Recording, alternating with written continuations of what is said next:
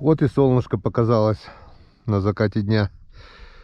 Если помните, летом она садилась вот там. Сейчас оно, вон, сколько уже не доходит. Перед заходом немного тучи разошлись. Показалось солнце. Скорее всего, сегодня будет, наверное, минусовая температура ночью. Будет заморозок по-любому. Опа, что-то леска в стороне. Что-то леска в стороне. Так, и вроде как натяжка, да. Налим, но налим уже умер. Налим умер. Вот такой вот налимчик был. Но, к сожалению, не дождался. За 3 дня окочурился. Ну ничего, есть кому тебя кушать. И все. Все-таки был налим. Вот он. Вот он такой вот налимяка. Килограммовик где-то, наверное. И жабры уже белые. Так что пойдешь белому или туману. Так что вот как-то вот так. Надо почаще проверять.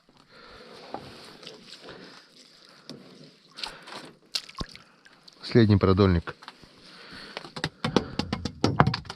Ну давай. Налимчика нам. До трофейного. Хотя бы простого уже. Килограммчика на 3.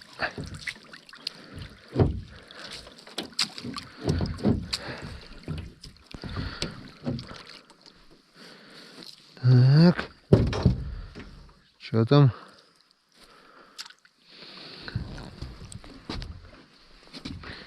Ничего там.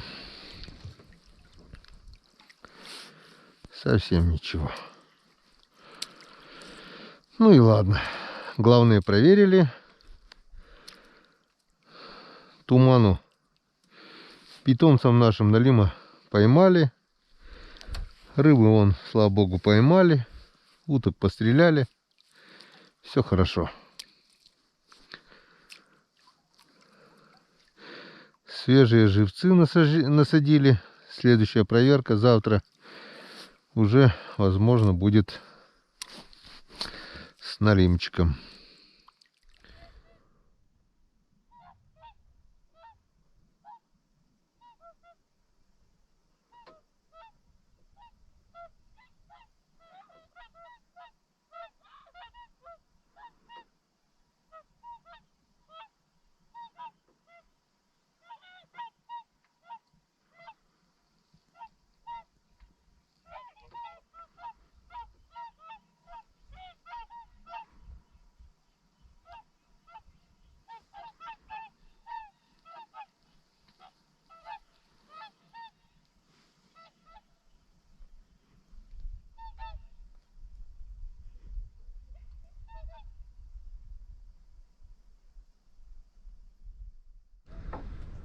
Друзья, всем привет! 25 октября. Сегодня был рабочий день. Трудный, холодный. Температура минус 3 градуса. Северный ветер со снегом. Намерзся капитально. В общем, все позади. На обратном пути проверяю свои снасти. Не знаю, успею ли я, долго ли. Потому что с ветром одному проверять очень-очень неудобно. Ну, вы уже, друзья, слышите, если я включился, значит, есть повод. Сейчас я вам покажу, как на рыболовную сеть можно поймать трофейного налима. Вот он, друзья, смотрим. Здоровенный налим. Где-то примерно килограмм 5, наверное. И клюнул на удочку, в клеточку. Вот он. Вот он. Косачком, видите, там он окунь. Окунь, отдай окуня. Вон, попался здоровенный окунь. Вот. В пищеводе у него огромный окунь. И он этого окуня вместе с сеткой проглотил. У него там еще что-то есть. Сейчас, друзья, попробую одеть камеру на голову и все-таки Я понимаю, что снимать такую погоду это полный трэш, но попробуем. Окунь еще в обратку не лезет, он пихнул его туда головой.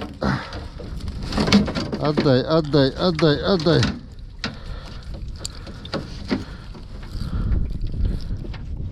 Не лезет. Придется рвать сеть. Все, порвали. Ну, вот он, проглотил полностью его, этого окуня. В общем, если бы не сачок, он бы эту сеть порвал. Вот у меня небольшой улов уже есть. Щучка, 2 стежка и 3, 4, 5, 6 окуней. Опа, вот так вот. Сейчас он может, конечно, выйти с этого ведра. Главное, чтобы за лодку не выпрыгнул. По центру поставим так. Как-то вот так.